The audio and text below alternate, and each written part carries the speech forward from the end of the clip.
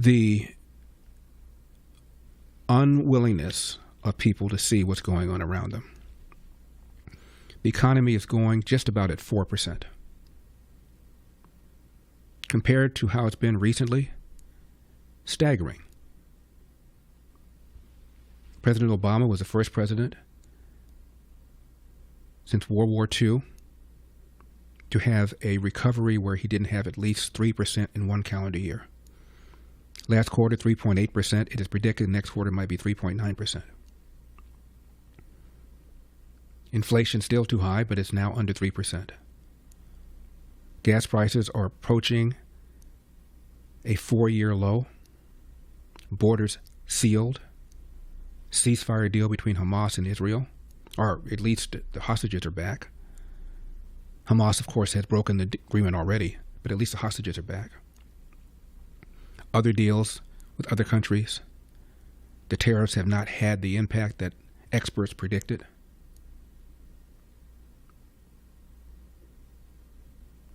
The revolution in AI, robotics, crypto. What an exciting time to be alive.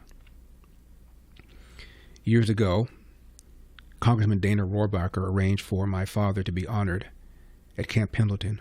My father was a Montford Point Marine, and Congress gave them a Congressional Gold Medal. My dad had died, so his was given posthumously. And Dana Rohrabacher had a ceremony for him at Camp Pendleton. You can actually go on YouTube and see it. Just type in Staff Sergeant Randolph Elder, Camp Pendleton. You can watch the whole thing. So all these young Marines were there with their beautiful Marine dress uniforms. So I had lunch with them, maybe 10, 12 of them. And I said, how many of you have money in the stock market?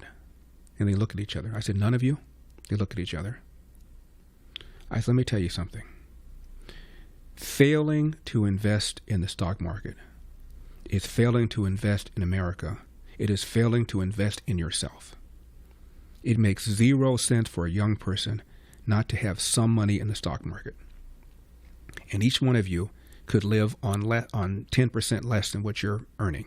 You could put away 10% every paycheck and put that money in the stock market.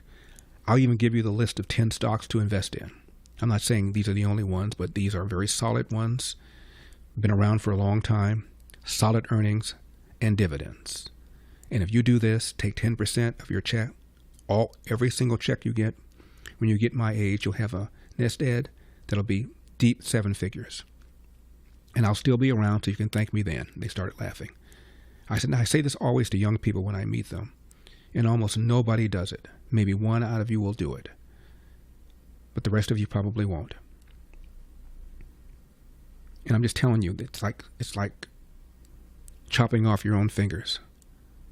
This is the greatest country ever, the greatest economic engine ever. And we've gone through wars, and we've gone through recessions, we've gone through this, we've gone through that, natural disasters. People keep going forward.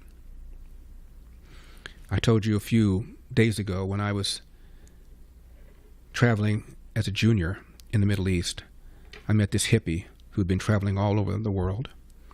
And I asked him, what lesson did you learn? What's the takeaway from all your travels? He paused and he said, my takeaway is that people find a way to make money.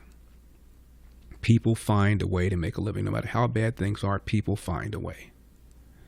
Which brings us to people like Paul Krugman, the economist, New York Times. Hates Donald Trump. Wrote a big column when Trump got elected predicting not just a downturn in the economy, not just a recession, but a depression. And routinely made predictions like that. Wrong, wrong, and wrong. Yet there he is, teaching at Princeton, writing a column for the New York Times, very influential. And if you read it, and if you bought it, you were dissuaded from investing in the stock market. You were dissuaded from investing in America because the so-called expert told you that Donald Trump was going to take a mallet to the economy. And what a lot of people don't realize is that people like Krugman and most economists, they're left-wing. More importantly, they are academics, meaning they are tenured professors. Think about what tenure does. No matter what stupid thing you say, stupid thing you believe, you cannot get fired. If you are an executive in sales and marketing at a private company, and it's your job to predict what consumers want, and you made prediction after prediction after prediction that was bad, you would get fired. And if it was your own company, you would go bankrupt. That's the consequence of getting it wrong in the private sector. These guys have never even run a hot dog stand. And understanding the economy is different from understanding business people. Business people adapt. Business people adjust. Business people react. Business people are constantly looking for improvements, constantly looking for ways to cut costs. And people like Krugman do not understand that.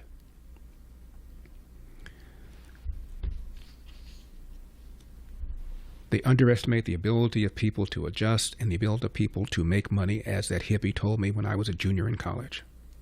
For full shows, live and on demand, it's Salem News Channel.